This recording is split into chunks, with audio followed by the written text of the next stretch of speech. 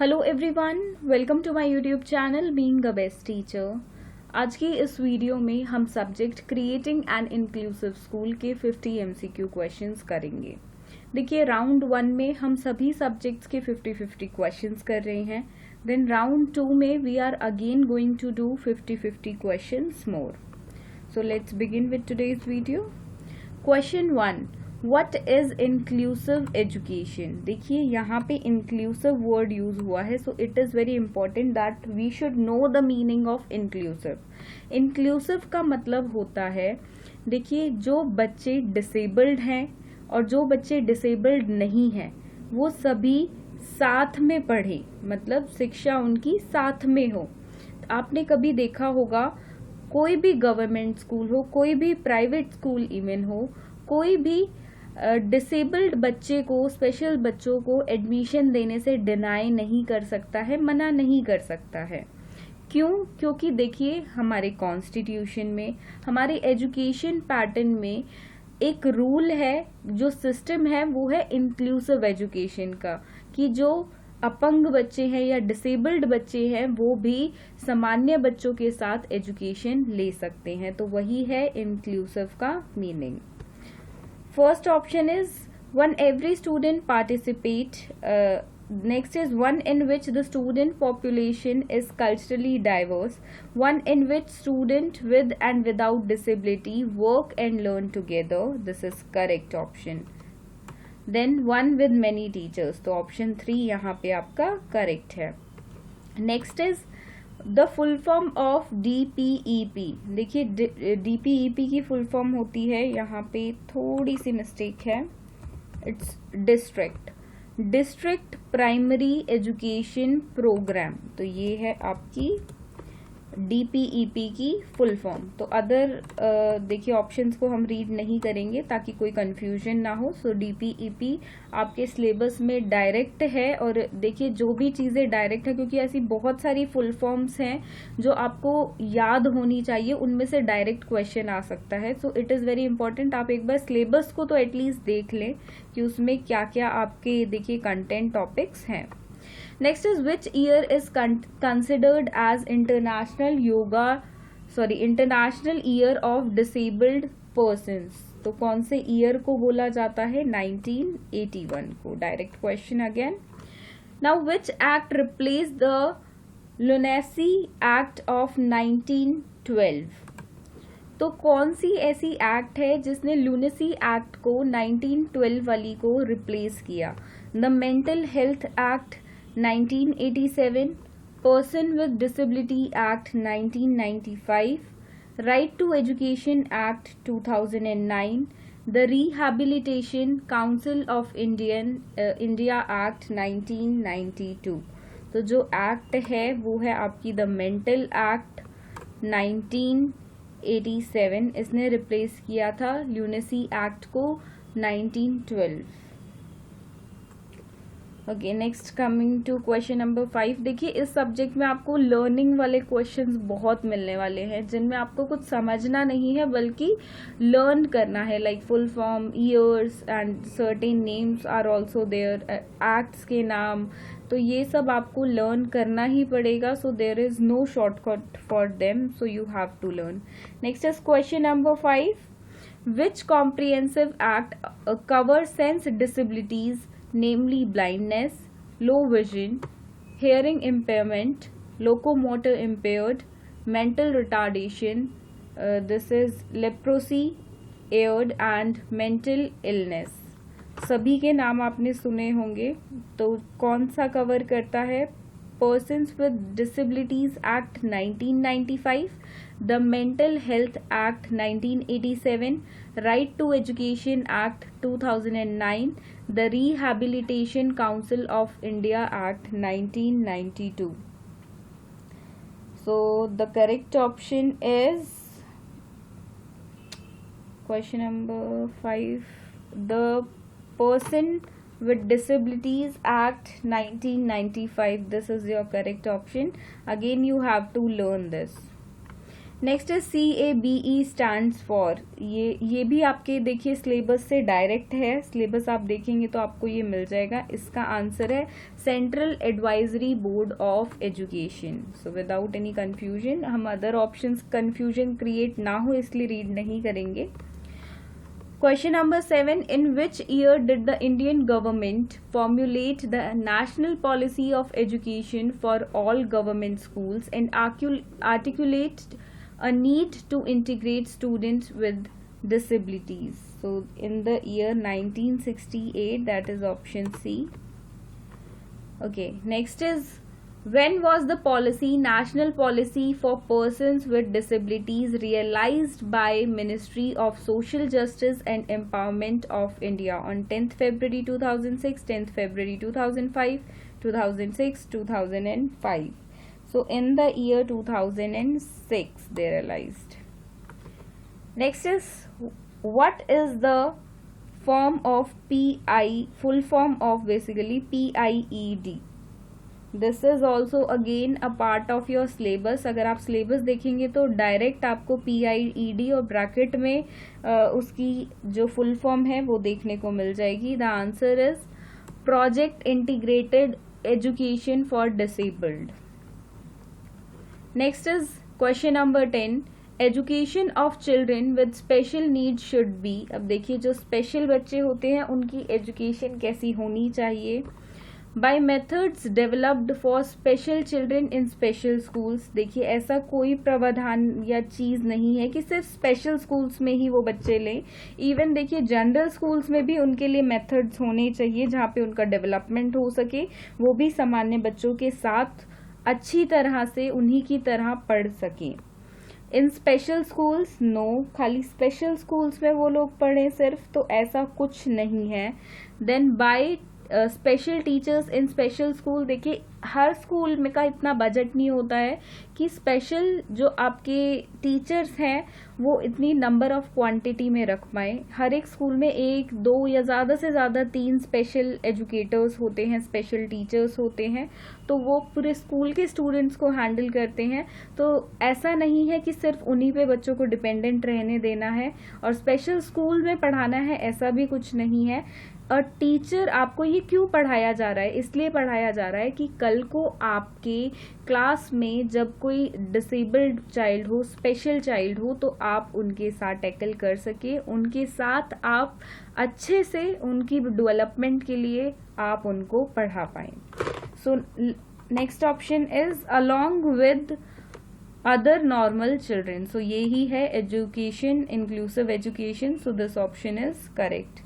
अब inclusive education क्या है, अगेन देखिए क्वेश्चन की लैंग्वेज चेंज हो रही है। क्वेश्चन पूछा इंक्लूसिव एजुकेशन में से ही है, बट आप देखेंगे तो language is changing in every question. तो includes teachers from marginalised groups, celebrated diversity in the classroom, encourages strict admission procedures, includes indoctrination of facts। देखिए यहाँ पे जो फर्स्ट 3 और 4th ये ऑप्शंस हैं, ये सारे नेगेटिव ऑप्शंस हैं। पॉजिटिव ऑप्शन ही आपका आंसर हो सकता है, नेगेटिव ऑप्शन कभी आंसर नहीं होगा। And the positive option is only 2, that we should celebrate diversity in the classroom, की हमारे पास हर तरह का बच्चा क्लास में है। इससे देखिए जो सामान्य बच्चे हैं उनके अंदर एक हेल्पिंग एटीट्यूड भी आएगा। They will know that how, उनको भी कैसे, देखिए क्योंकि उनको आगे की लाइफ में हर तरह के लोगों को हेल्प करना है, हर तरह के लोगों के साथ चलना है। तो वहाँ पे इट इज़ वेरी इंपॉर्टेंट कि डिसेबल्ड जो स्टूडेंट्स हैं हमारे, वो भी नॉर्मल बच्चों के साथ रहना सीखें। फर्स्ट ऑफ ऑल हम उनको डिसेबल्ड ही ना बोले, उनको कैटेगराइज ना करें बारी बारी ये चीज़ बोलकर, और उनको सामान्य बच्चों की तरह ही क्लास में रखा जाए। और मतलब कुछ अलग फील ना हो उन बच्चों को भी, ना सामान्य बच्चों को ना डिसेबल्ड बच्चों को, और वो मिक्सअप होके साथ में रहें और उस डाइवर्सिटी को क्लास में इंजॉय किया जाए, ना कि देखिए उसके लिए कुछ गंदा फील किया जाए, नेगेटिव फील किया जाए टीचर की साइड से या अदर स्टूडेंट्स की साइड से। Next is question number 12, the national trust act was implemented in which year? So it was implemented in year 1999. Learning based question था। Next question number 13, education of schools for all could be a tagline for which of the following? Cohesive education, inclusive education, exclusive education. देखिए first सबसे पहले है inclusive education, tagline होनी चाहिए। Which among the following is a characteristic of gifted child? Low IQ score, decision making power and confident, unable to interact with others, incompatible with his mates।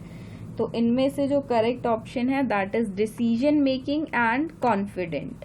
देखिए यहाँ पे question number 13, 14 में मे भी आपको और options भी लगे। मैंने पहले भी बोला है कि देखिए कुछ कुछ क्वेश्चंस ऐसे होते हैं उसमें हमें लगता है आंसर सिमिलर, मतलब दो ऑप्शंस में हम अक्सर कंफ्यूज हो जाते हैं कि ये भी आंसर हो सकता है। तो हमें चारों में से देखना है कि सबसे सुपीरियर आंसर कौन सा है हमारा। तो यहाँ पे बात करें तो टैगलाइन क्या होनी चाहिए एक स्कूल की? सबसे पहले इन सबको हटा के इंक्लूसिव होनी चाहिए, जिसमें देखिए एनपीई हो, एनपीई में भी उसके लिए बात की गई है। अलग से एनपीई भी डिसेबल्ड चिल्ड्रन के लिए आया है। क्यों? Because we want to focus in our country on inclusive education. Cohesive के लिए नहीं है, वो पार्ट है करिकुलम का या अदर थिंग्स का पार्ट है ये, बट स्पेशली देखिए एक डॉक्यूमेंटेशन भी आया है तो वो इंक्लूसिव एजुकेशन के लिए आया है। तो हमें फोकस करना है कि चारों में से सबसे ज्यादा कौन सा यहाँ पे क्वेश्चन के अकॉर्डिंग फिट बैठेगा। So same with this question also. Now coming to question number 15, which among the following is not the symptom of a maladjusted child? Nail biting, quarreling with peers, emotionally mature and stammering. So the correct option is emotionally mature. Which among the following is not a symptom of maladjusted child? So that is emotionally mature. Next is question number 16. Gifted student will realize their potential when they are given private coaching, they learn with others, they are segregated from other students, they are tested frequently। देखिए यहाँ पे अब एक ही positive option है, बाकी तीनों negative हैं। वो है option number 2, they learn with others. It is positive, other 3 are negative. Negative option कभी आंसर होगा ही नहीं। जैसे प्रीवियस वीडियोस में हमने किया है कि बच्चा अच्छे मार्क्स ला पाए इसलिए बच्चे को पढ़ाया जाए, तो अच्छे मार्क्स लाना कभी भी एम और ऑब्जेक्टिव एजुकेशन का नहीं है। बच्चा अपनी लाइफ के लिए लर्निंग करे, उसके बिहेवियर में वो लर्निंग देखने को मिले, वो अपनी लाइफ में एक्वायर करे। That is why we use to teach.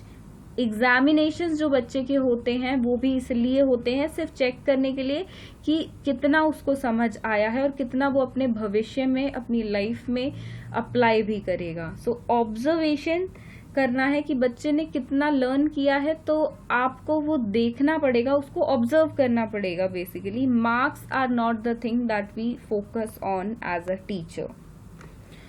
Next is question number 17. Creative answer requires content-based questions, a highly disciplined classroom, open-ended questions, directly taught and tested. The answer is open-ended question, जिनमें बच्चा अपनी creativity दिखा पाएगा।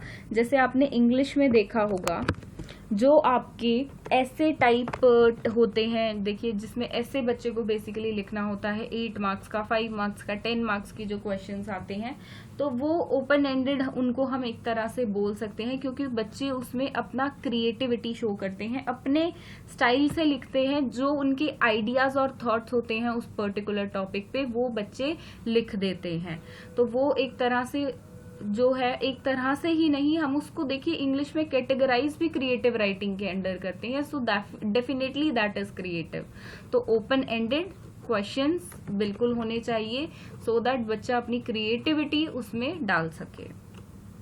Coming to question number 18, which is the best method to teach children with special needs, demonstration by teacher involving students, discussion in the classroom involving maximum number of students, cooperative learning and peer tutoring, then ability grouping for teaching. So the correct option is here cooperative learning and peer tutoring. So ये positive option है यहाँ पे आपका. Maximum number of students रहे, strength पे कभी भी teacher का फोकस नहीं होना चाहिए. सिर्फ बच्चों को डेमोन्स्ट्रेशन दे दिया, that is never enough, that is never enough. और स्पेशल बच्चों के साथ तो कभी भी वर्क नहीं करेगा. Then ability grouping for teachers, this is not a positive here option, तो ये भी नहीं है. थर्ड ऑप्शन टोटली आपका पॉजिटिव ऑप्शन है, सो ये आपका आंसर है. Next is giftedness is due to what? Genetic makeup, environmental motivation, both 1 and 2, या psycho social factors, not factory, factors होना था यहाँ पे. लिटिल बिट मिस्टेक्स आपको थोड़ी बहुत मिल जाएंगी क्योंकि बहुत जल्दी जल्दी में टाइपिंग की है यहाँ पर. सो देखिए, गिफ्टेडनेस होती है जेनेटिक मेकअप की वजह से भी, एंड एनवायरमेंटल मोटिवेशन भी उसमें होता है. So we are going to go with option number 3, both 1 and 2, and this is definitely the correct answer. Okay, coming to question number 20. The Salamanca statement was announced on which of the following month and year? So ये जहाँ तक मुझे याद है it is June 1994, and June था तो बाकी 1994 है, बट जून डेफिनेटली है. So this is the answer, and इसके क्वेश्चन आपको और भी देखने को मिलेंगे, and trust me this is important. मतलब ज्यादा नंबर ऑफ क्वेश्चंस आपके इस पर्टिकुलर टॉपिक में से आ सकते हैं. कुछ भी नहीं है इस टॉपिक को आप एक रीडिंग दोगे, दैट्स वेरी इनफ. एक दो चीजें लर्निंग बेस्ड हैं तो वो आपको करनी पड़ेगी. Next is question number 21. The teaching with which affects maximum sense is called as reflective teaching, whole approach teaching, multisensory teaching, या all of the above. So that is multisensory teaching. यहाँ पे ही देखिए senses वर्ड आ गया है तो उससे ही आप guess कर सकते हैं. Next is question number 22. Learning disabled children differ from mentally retarded children in that they have usually average intelligence, they are able to learn in most areas, they have learning difficulties in one area, या all of the above. देखिए सभी होती हैं इन बच्चों को, तो आपका all of the above is your correct option. Coming to question number 23, difficulty in recalling sequence of letters in words and frequent loss of visual memory is associated with which of the following? Dyslexia and dyscalculia, I don't know the pronunciation, dysgraphia, and this is dyspraxia. We all have studied, देखिए dysgraphia भी आपने पढ़ा होगा, dyslexia भी पढ़ा होगा. Other 2 options में भी किसी ने पढ़े हो किसी ने नहीं, and answer we all know dyslexia है इसका. देखिए डिसलेक्सिया बहुत कॉमन है and every teacher at least should know about it. क्या है डिसलेक्सिया? तो डिसलेक्सिया जो देखिए आपकी प्रॉब्लम है उसमें बच्चों को कुछ भी रीडिंग में या आपका लर्न करने में, चाहे वो लेटर्स हो, स्पेलिंग्स हो या विजुअल मेमोरी में, मतलब इन चीज़ों में बच्चे को प्रॉब्लम आती है. देखिए यहाँ पे एक परफेक्ट एग्जांपल है, आपने तारे ज़मी पे मूवी देखी होगी, तो उसमें एक बच्चा है ईशान, तो उसको जो प्रॉब्लम थी, मतलब उसको एक स्पेशल तरीका चाहिए था पढ़ाने का, उसको समझ आता था बट वो लेटर्स को उल्टा लिख देता था, उसको स्पेलिंग समझ नहीं आती थी. सो उस बच्चे को डिसलेक्सिया था. I think now you can relate what dyslexia is. तो यहाँ पे जरूरी नहीं है आपको रटी रटाई डेफिनेशन ही लर्न करनी है, इस बार तो थ्योरी नहीं है, बट आपने उसको समझ लिया तो किसी भी फॉर्म में अगर एग्जामिनर क्वेश्चन देता है आपको, so you are going to attend it. So dysgraphia भी पढ़ लें, अदर दो आपके सिलेबस में एज सच नहीं है तो उनमें से क्वेश्चन आने के चांसेस नहीं है। सो डिस्ग्राफिया भी आपको पता होना चाहिए, एंड डिसलेक्सिया में से क्वेश्चन आएगा ही आएगा, एक question definitely. Next is question number 24. Which of the following is the principle of inclusive education? The public school system is the foundation for inclusive education. All students have the right to receive a public education in regular classroom. Inclusive education at all levels benefits students with special needs and with their peers. Yeah, all of these. So which is the correct option here? All of these is your correct option here. तीनों होने चाहिए. Okay, next is national policy for person with disability was adopted in India in which of the following year? So it was adopted in year 2006. That is very late from the independence also. बहुत time लग गया था इसको, but thank very to our national policy makers from the education department that disabled children के लिए we have a lot of things in today's world and still these are developing. and if अगर देखिए कोई भी बच्चा है जो disabled है तो वो अच्छे से एजुकेशन ले सकता है, अच्छे से देखिए उसको जॉब्स वगैरह के लिए भी रिजर्वेशन है आगे, सो वो अपनी एक लाइफ अच्छे से बिता पाएगा. सो ये प्रोविजन हमारी कंट्री में है and that's very nice. Okay, coming to question number 26. The government of India formulated dash with deals with physical, educational and economic rehabilitation of persons with disability. National Policy for Person with Disability, Right to Education Act, Composite Regional Centers or Special School Acts. Which of the following?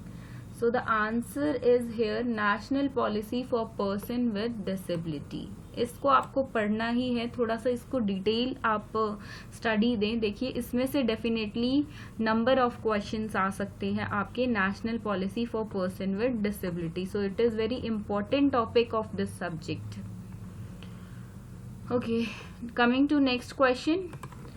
Where is Salamanca? And देखिए Salamanca जो है वो आपका Spain में है. सो उसको without any confusion आप यहाँ पे लर्न कर लें. देखिए ये बहुत कॉमन क्वेश्चन है एंड फर्स्ट लाइन आप इस पर्टिकुलर सलामंका टॉपिक के बारे में पढ़ेंगे, सलामंका स्टेटमेंट के बारे में, तो आपको फर्स्ट आपकी लाइन में ही दिख जाएगा, कहीं ब्रैकेट में या आपके देखिए प्रॉपरली कॉमा लग के डला होगा स्पेन.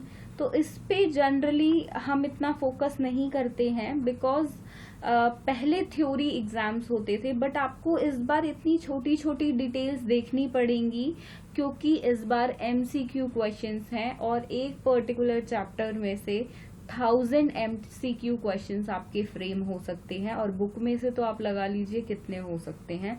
सो डेफिनेटली आपको ब्रीफ स्टडी थोड़ी थोड़ी तो हर टॉपिक की देनी ही होगी. Next is question number 28. The purpose of Salamanca meet was furthering the objectives of inclusive education, settling of new and separate schools for special children, both 1 and 2, none of these. देखिए जो आपका second option है वो positive option नहीं है, उसमें क्या है कि नए और अलग से स्कूल बनाओ स्पेशल बच्चों के लिए. तो कोई भी देखिए ना कि सिर्फ इंडिया में बल्कि बाहर भी ये कोई भी कॉन्सेप्ट नहीं है कि उन बच्चों को अलग से पढ़ाया जाए. सो ऑप्शन 1 इज करेक्ट कि उनके ऑब्जेक्टिव्स को सेट करने के लिए कि कैसे ऑब्जेक्टिव्स होने चाहिए.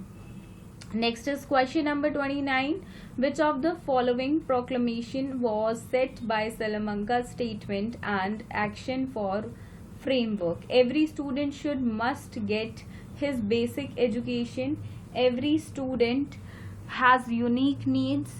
Education plan must be diverse. Yeah, all of these. So all the options are correct. So all of these is your correct answer.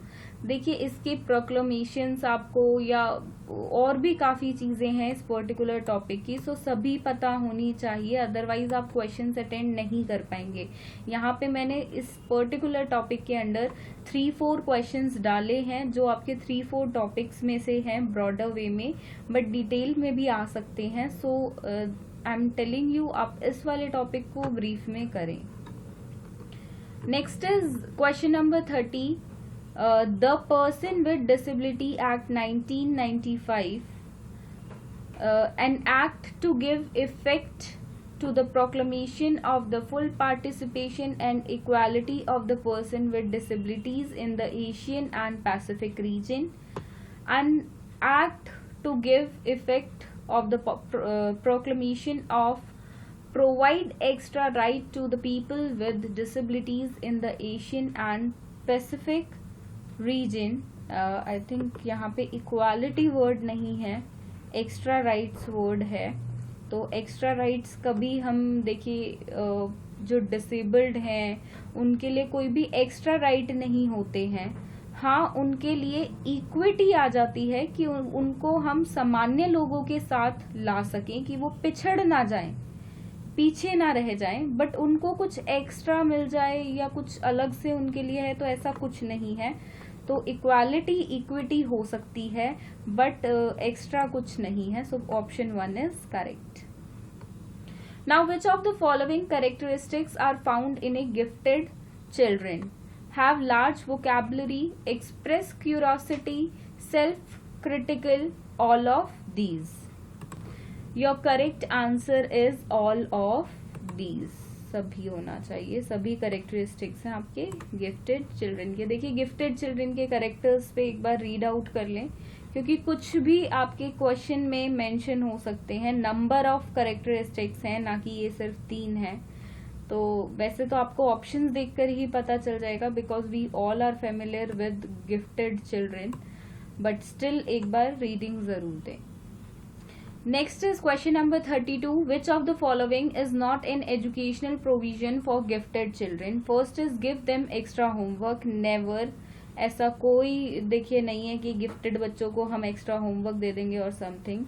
Next is accept their superiority, engage them in peer tutoring, arrange special school for gifted students. ना special school होंगे, कोई superiority भी नहीं देनी है, ना कोई extra homework देना है. हाँ, हम उनको जो बच्चे देखिए या तो स्लो लर्नर्स हैं, जो उनके बेसिकली पीयर्स हैं, उनकी हेल्प के लिए एक तरह से ट्यूटरिंग के लिए उनको इंगेज कर सकते हैं, बट और कोई ऑप्शन यहाँ पे नहीं है. अगर आपको लगता है कोई और ऑप्शन हो सकता है, so do write in the comment box, because sometimes teachers use to do like this. Like educational provision तो एज सच है नहीं, बट समटाइम्स एक्स्ट्रा होमवर्क देखिए, क्योंकि उनको इंगेज रखने के लिए भी पेरेंट्स की साइड से बोला जाता है टीचर्स को कि मैम इसको ज़्यादा काम दे दिया करो. ऐसा कुछ आपने देखिए चीज़ें टैकल की होंगी अपनी ट्रेनिंग टाइम में या देखा होगा. बट जो सबसे करेक्ट ऑप्शन यहाँ पे है वो है engage them in peer tutoring.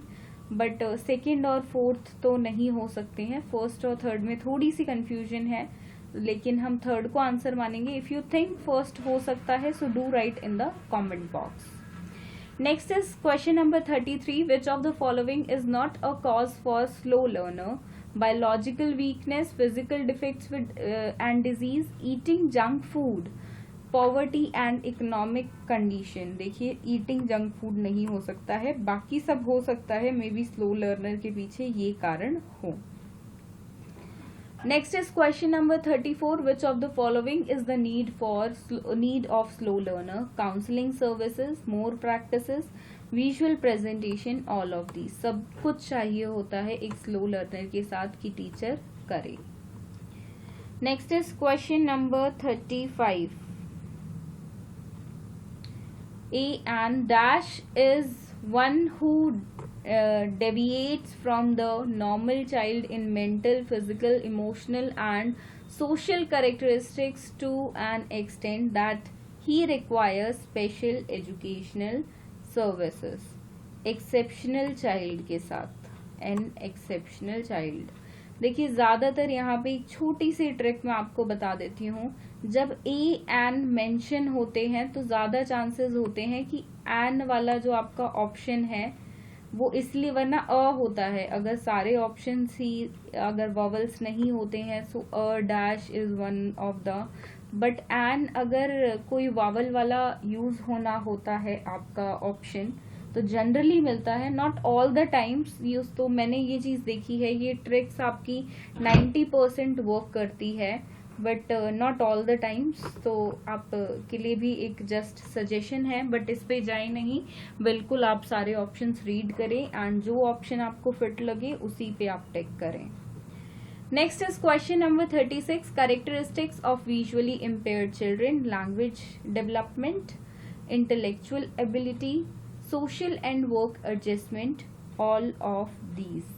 the correct answer is all of these, सभी होते हैं, characteristics हैं visually impaired children के। question number 37, which of the following is not a functional limitation of visually impaired children? educational retardation, slow speech development, hearing problems, problem of social adjustment। Functional limitation पूछा है यहाँ पे of visually impaired children. Question पूरा mark कर दिया है यहाँ पे, सो थोड़ा सा इसको ढंग से रीड करना है। So the answer is your hearing problems, क्योंकि यहाँ पे विजुअली इम्पेयर्ड चिल्ड्रन है, उसको हेयरिंग प्रॉब्लम नहीं होगी। Next is functional limitation of learning impairment children as attention related limitation, auditory perceptual limitations, language related limitations, या all of these। answer is here all of these again। तो ये तीनों चीजें होंगी। फंक्शनल लिमिटेशंस अगेन पूछा है learning impairment children की, question को ध्यान से पढ़ना है अदरवाइज मिस्टेक हो सकती है। नाउ DDRC स्टैंड्स फॉर, जैसा कि मैंने आपको बताया था कि आप रीड कर लें आपके सिलेबस में कौन कौन सी फुल फॉर्म्स दी हुई हैं। डेफिनेटली 2-3 फुल फॉर्म आपको एग्जैक्ट सिलेबस में से ही पूछी जा सकती हैं, उसके तो अंदर की कंटेंट में से नहीं आएंगी, मतलब इसमें ब्रॉडर वे में आपकी आ जाएंगी। 2-3 नंबर तो सिलेबस से ही फिक्स हैं, आपको बुक भी देखने की जरूरत उन 2-3 नंबरों के लिए नहीं पड़ेगी। तो डेफिनेटली बुक के साथ साथ सिलेबस भी देखना है, सिलेबस से ही पूरे मार्क्स पर नहीं मिलेंगे, तो पढ़ना भी है बुक से। So the answer is district disability rehabilitation centres, not Delhi, not this is not council. Yes, option 1 is correct. Okay, question number 40, the major frustration that children with hearing loss face in the classroom is the inability to read the prescribed textbook। देखिए, एक बच्चा जो सुन नहीं सकता है तो prescribed text book को read कर पाएगा। The inability to participate in the sports and games में भी पार्टिसिपेट कर पाएगा। द इनएबिलिटी टू कम्युनिकेट और शेयर इंफॉर्मेशन विद अदर्स, इसमें बच्चे को प्रॉब्लम होगी। And the inability to take examination with other students, exam भी वो दे पाएगा। हाँ, जब तक ओरल एग्जाम ना हो, ओरल एग्जाम में उसको प्रॉब्लम हो सकती है, बट यहाँ पे कोई भी मेंशन नहीं है रिटन है या ओरल है, तो एग्जामिनेशन को हम जनरली रिटन ही मानकर चलते हैं, तो रिटन मानेंगे, कुछ मेंशन नहीं है तो आपका ऑप्शन 4 भी होगा। थर्ड यहाँ पे नहीं होगा, मतलब ऑप्शन है आपका कि जो हेयरिंग जिस बच्चे को प्रॉब्लम है तो उसको ये वाली प्रॉब्लम को फेस करना पड़ सकता है, that is the inability to communicate और share information with others. Coming to question number 41, special education requires which of the following elements? Special curriculum, trained professionals, infrastructure, facilities, या all of these? All of these is your correct option. Coming to next question, which type of education is practiced of educating students with special needs in the regular classes during the specific time period based on their skill is multi-streaming education। देखिए, ये चारों terms आपको पता होनी चाहिए, इनकी आप brief study थोड़ी थोड़ी तो कर ही ले, ब्रीफ ना कर पाए तो, क्योंकि इसमें से क्वेश्चन आएंगे जिसमें से आपको इंक्लूसिव एजुकेशन की ब्रीफ स्टडी डेफिनेटली करनी है। Next is question number 44, Which of the following is not a type of neurological disorder? Autism and Alzheimer, then Tourette या टॉरटे है ये, सिंड्रोम, डिसलेक्सिया. सो न्यूरोलॉजिकल वो होते हैं जो नर्वस सिस्टम से रिलेटेड होते हैं डिसऑर्डर्स, तो डिसलेक्सिया यहाँ पे नहीं है उससे related. Second I don't know, but third भी नहीं पता क्या होता है. ऑटिज्म तो है बट डिसलेक्सिया नहीं है, तो यहाँ पे नॉट पूछा है, तो आगे अगर दो टर्म्स नहीं भी पता है सो नॉट अ प्रॉब्लम, तो दैट वी कैन डू. तो यहाँ पे आंसर आपका डेफिनेटली डिसलेक्सिया है. Next is question number 45. RTE 2009 act is based on which of the following article of Indian constitution? Article 45 बहुत बार पढ़ा है, फर्स्ट ईयर में भी, आपने सेकेंड ईयर में भी, आगे आप एमएड करोगे उसमें भी ये चीज आएगी बारी बारी आपकी. जेबीटी वगैरह भी अगर आप में से कोई कर रहा है, डीएलएड, ये चीज हर एक टीचर को रट जाती है जब तक उसका कोई भी प्रोफेशनल कोर्स कंप्लीट होता है. Next is according to the act children of which age group will be provided free and compulsory education? 6 से 14 वर्ष के बच्चों को मिलेगी. ये चीज बिल्कुल हमें रट गई है एज अ टीचर, बिकॉज जितनी भी पढ़ाई की है सब में ये बारी बारी रिपीटेड हमने देखी है. Coming to next question 47. Elementary education covers education from class dash to dash. तो कौन सी क्लास तक होता है? वो होता है एलिमेंट्री 6ठी, 7वीं और 8वीं, that is 6th, 7th and 8th class elementary है.